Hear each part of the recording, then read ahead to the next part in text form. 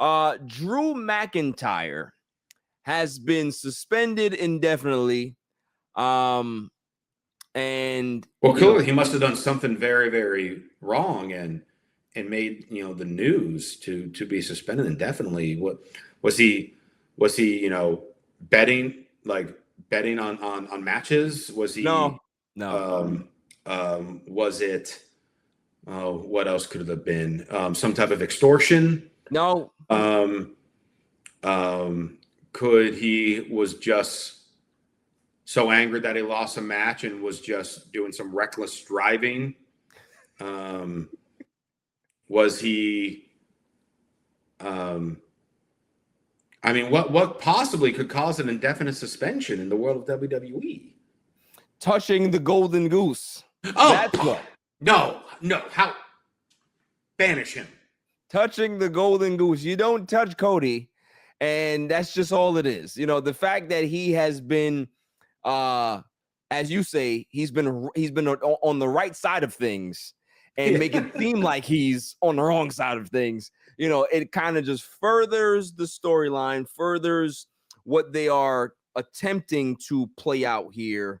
And but yeah, so people are looking into it, and there was a report that came out yesterday, I believe, that said that Drew is being written off TV because he does have some potential movie roles coming up, Highlander, some other stuff. And, I was going to run with that today, but there was an update. The agent came out, and I want to go ahead and put that up as well. So let's go ahead and just share that. Says that agent denies claim about Drew McIntyre's storyline suspension from WWE. Now, listen, it could be cap. Everybody's kind of like playing into this stuff. It says Dave Meltzer claimed that McIntyre was doing a movie. I mean, every time you hear Dave Meltzer, you may have to take it with a grain of salt. However, Nick Piccolo said that the movie doesn't shoot until April 26th. Henry Cavill tore his ACL. It's super effing public info right now. And he tweets, what the F am I supposed to do with this? Dave Meltzer, this is so mind-numbingly dumb that it actually makes me want to quit X. You almost won. I generally feel so sorry for you because what's the effing point? Yeah, he said some stuff here. But, now his agent has to cover him, but there is some gray area here. But who knows? Who knows what happens? I think that writing him off TV, if we're gonna go ahead and talk about that particular side of things, Josh, writing him off TV kind of plays into what we were talking about some weeks back, where it's like, okay, if he doesn't beat Cody, where does he go from here? Do you write him off TV for a little while, repackage him, wait until Fatu gets back, and then you can kind of like, do that again, right?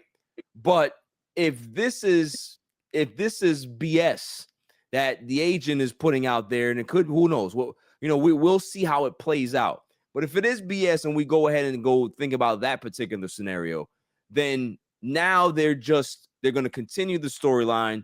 And now we get the other thing that we were also discussing as well. If he does get his rematch again, then you have to put the strap on Drew McIntyre to have him finally be able to get over the hump and get over the conspiracies that has been happening to him. The office holding him down and Nick Aldis, all of these things that have been going against him, quote unquote. And he finally gets to be the guy that was right all along. Right. So, both sides can be able to play out here, and we really have to see how that unfolds, to be honest with you. Am I the only one whose biggest takeaway from that article was him saying that he'll be gone at around April 26th?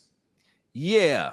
Because that means, okay, well, he's not written off now. He's going to be written off after Mania. After Mania, right. So at some point, he's going to have an extended break. Right. So if that's the case, and if that's the real case, then maybe we've already gotten the answer. Well, maybe we have the answer on who's our fifth guy. or fourth guy for War Games if he is not gone. Right. But now that just drags the story even more, though, because we already know Cody's not defending the title at War Games. See how Which means that's probably going to extend it. That's going to extend it into Royal Rumble then, right? So you're going to extend this 2 more months? Or Saturday night's main event? Well, it won't be the Saturday night's main event in December because, that's Cena night. So it won't be that one. I don't know if there's another Saturday night's main event before the Royal Rumble. It would probably make sense if there is one. Maybe. But if it's not, then I guess that's the next chance that Drew gets is the actual Rumble. Right. So you got one of 2 scenarios here based on that, story that you read. Yeah. And because who knows? Everything in that story might be completely false. We don't know. Exactly. It'd be complete bullshit. Everything could be complete BS. So you have one of 2 things. You have Drew filming something now and maybe gone through Mania. Maybe he's just off TV for the next 4 to 6 months. Right. Or Drew comes back sooner than later. Maybe he's in War Games. Maybe comes back right after War Games. Has a feud with Cody, or finishes the feud with Cody. And whether he wins the title or loses, then has something with Jacob and loses that. And that's Drew until Mania with Cody and Jacob, and then he's gone. So you're either keeping him off TV for a significant period of time, or you're going to have him lose and lose again, or you're going to have him finally win and then immediately lose to Jacob. Or Sammy, being that Sammy's going to win the Rumble. I love how you throw that in there. I feel like that's going to just be a weekly thing until it actually happens, and then I will wear a crown. So it's one of those options for him. My personal opinion, just based on how things have been, written with him, I think he stays off until like after Mania. Wow. And then he is just the top of the top. Like maybe this is his Seth Rollins favor, right? Like, do the jobs, do what you got to do. Mm-hmm. Make sure you continue to extend Cody's run. We gotta keep pushing it. And then when you come back, we're going to strap the rocket to you. Yeah. Okay. I mean, listen, I don't mind it, right? Just as long as whatever story you're telling just kind of makes chronological sense. Like we don't necessarily want to just have it this jumbled mess and then you go ahead and do this, right? Because wrestling fans, we don't forget timelines. Like we remember everything, right? So you don't want to go ahead and try to mess up that timeline just because you think that we forgot about it. Like everything has to make sense and play into wherever you guys left off and whatever branches came off of that tree. You got to make sure that everything connects and makes sense. Yes, you absolutely do.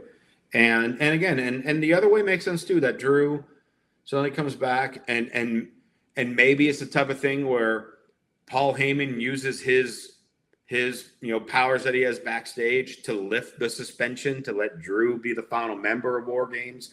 So then that can continue his feud with Cody and then go from there. That will certainly work as well. Even if he's just gone for a few weeks and comes back right after War Games. So, or he costs Cody the match at War Games. That also works. Right. Finds a way to come through the crowd and, yeah. Now here's another thing that I want to add to it. It got nothing to do with War Games, but it does have to do with Drew. Give me a percentage. This is a wild take, but I'm going to throw it out there anyway. I don't care. Because we know I do not stand for wild takes. Yeah, exactly. I mean, like, you know, how dare I say something wild on this show, right? Yeah. Everything's been pretty much even keel. Yeah. What percentage do you put that? Hear me out. Drew McIntyre and Nick Aldis get into a ring and actually have a match at some point. Can I see that? Can that be something that I want? I'd like to see that. Come on. The percentage is not 0. There's definitely a chance with it. The guy's still in good shape. I don't even think Nick Aldis is 40 yet. He just turned 39, and that was a joke on social media, how he's younger than all the main eventers. All of them.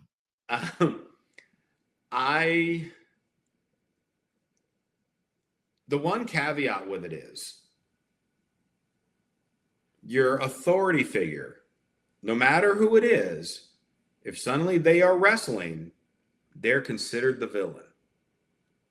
But haven't they already been playing this role with Nick Aldis that he's sort of like this? You know what I mean? Like it's just weird. I love what they've done with Nick Aldis because he is the fairest GM I feel like I've ever watched on TV. He doesn't care if you're loved or hated. He treats you exactly the same. And part of me feels like that's why if you were to ask me that same question, but switch out Drew McIntyre with Randy Orton, my percentage would be a little higher. Right, because because he's already received the several RKOs. Correct. And if he were to, suddenly wrestle Randy Orton, who's the crowd going to be behind? They're going to be behind Randy Orton, not Nick Aldis. Right. So is there percentage-wise a chance for it? Yes. Is that percentage in double digits? Probably not. Probably we're probably at the, we're at like a 7 or 8%. Yeah, you say 7, 8. I was thinking more about like 4 or 5. Well, I'm thankful that neither of us said 6, 7 because we're just too old. Exactly. So, I can dream, I can wish because I'm a big Nick Aldis fan. I've always been a Nick Aldis fan. So, when I heard that he was coming to WWE in some capacity and being the GM, I was just like, all right, cool, but that's just for now. They'll end up getting him back in the ring at some point, and I'm still waiting.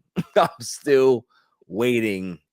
I wouldn't be surprised if he's still waiting too, but I can't speak on his behalf. Facts.